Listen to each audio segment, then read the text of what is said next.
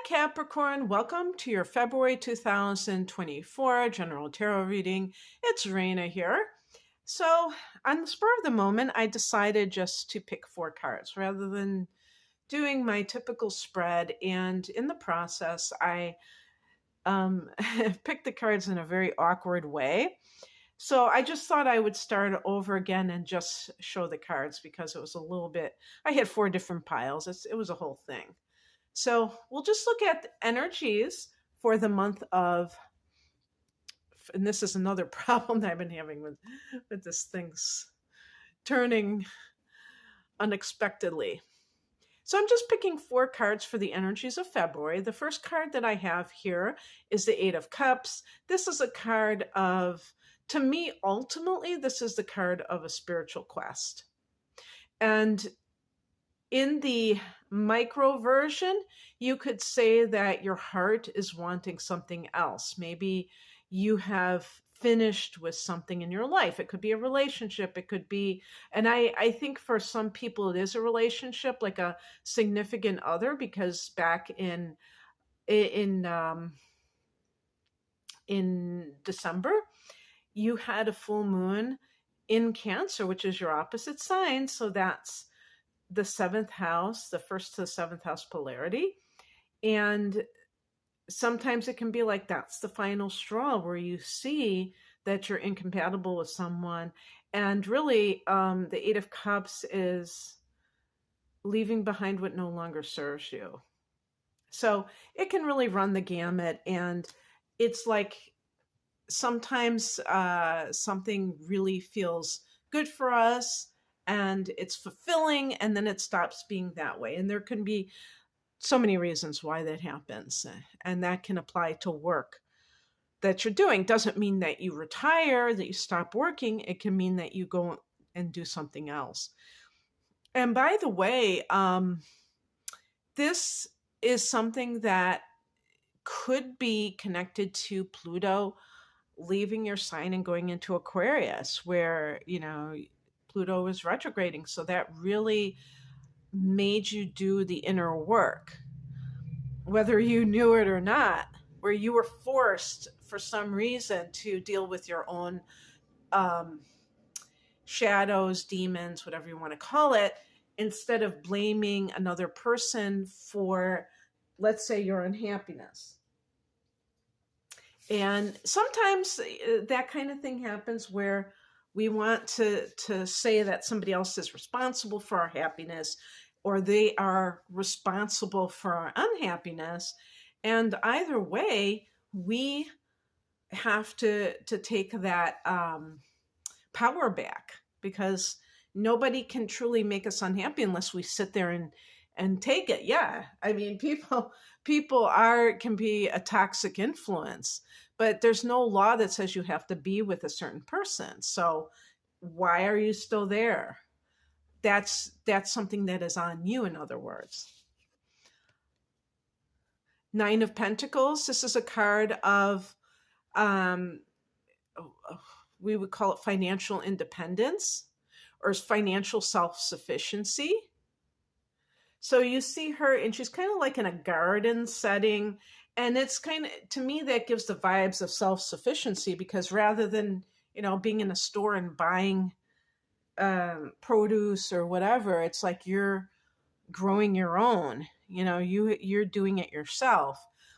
And the same thing applies when it comes to money versus being dependent on someone. So these issues, for some people, this may be one of the things that keeps you in a place where your heart isn't in it. Yes, it can be a marriage, but it can also be a job where you're like, oh my gosh, I can't stay here, but I don't have my own business.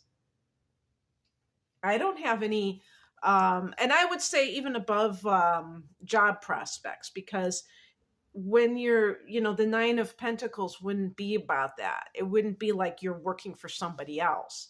It would be more like you have the finances to kind of either work for yourself, like you have that set up where you can earn your own money, or maybe you are um, like you already have like a significant savings, or you're retired. I mean, you have some kind of money that comes in every month and you don't have to work.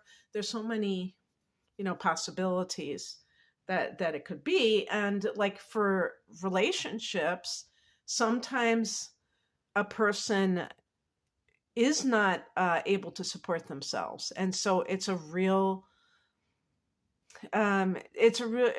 really something that keeps them in a place that might not be feeding them. Because with the Eight of Cups, it's like that emotional transformation that occurs when you're with somebody who is helping you to grow, because they're growing too.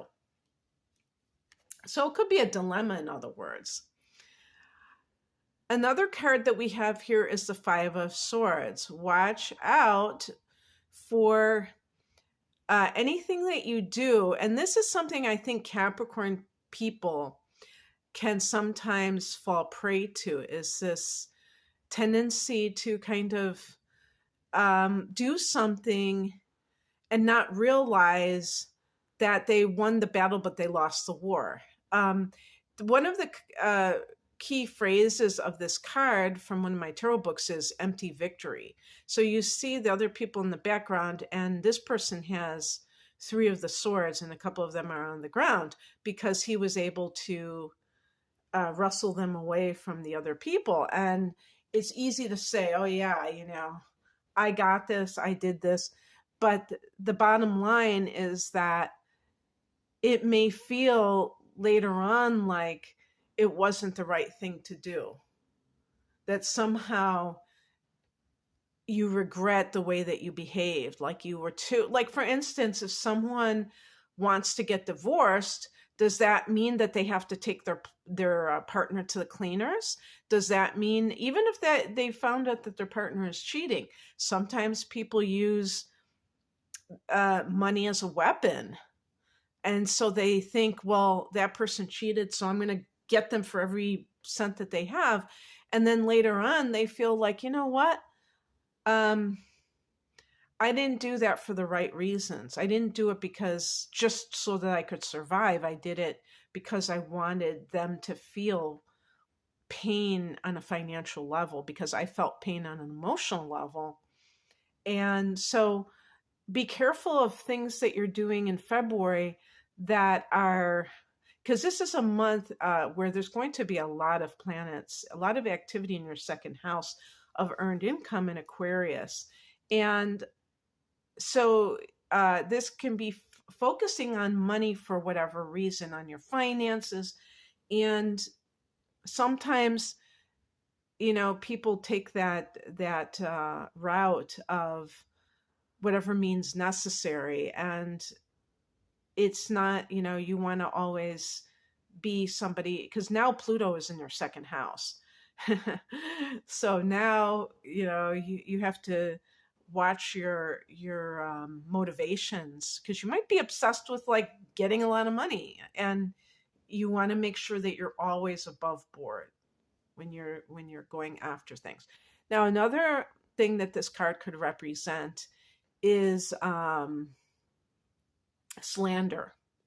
So if, for instance, the Eight of Cups suggests that you're leaving behind a relationship, it could be because the person that you're with is a narcissist or a borderline personality, or somebody who has to maintain the upper hand, and they do it through a lot of negativity.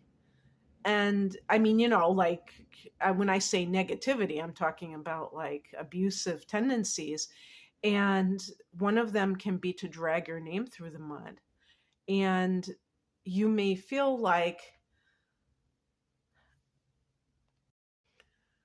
your character is being assassinated, but you have to remember that anybody who knows you and respects you is not going to believe some negative story about you unless they want to, unless that makes them feel better. So you don't have to give things energy that you don't want to, but by the same token, if somebody comes to you with some negative story that was told about you, you have the right to, I wouldn't even call it defend yourself, to tell the truth and say, no, that is not how it went.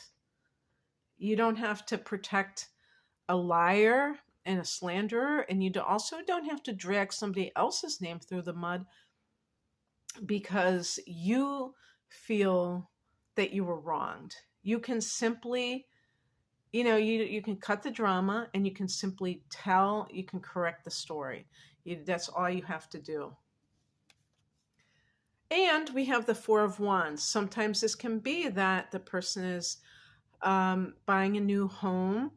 If this is the case, this is a wonderful time to buy like large ticket items, because we have all the planets direct until the time of the astrological new year and actually the day after that, March 20th. So, and actually, technically, all the planets are direct until April 1st when Mercury goes retrograde, but we're talking, there's the shadow period of Mercury. But so this is something to keep in mind, because with the Four of Wands, if you are on the fence about whether or not you should leave your committed partnership, for instance, or even a job, that the Five of Swords can be coworkers who are catty, who are not on your team, maybe who are trying to do something to you. The Four of Wands can be that this can have an improvement on your home life. That if you do that, you will restore the harmony in your home. You may not think that your home is inharmonious, but if you're having a cold war with your partner, that's going to impact your children, if you have children, or if you are unhappy at work, you're going to bring that home, whether you mean to or not. So that should factor into your decision making as well. I have for you. I hope that this resonated. If you would like a private reading, the link is below. Take care. Bye.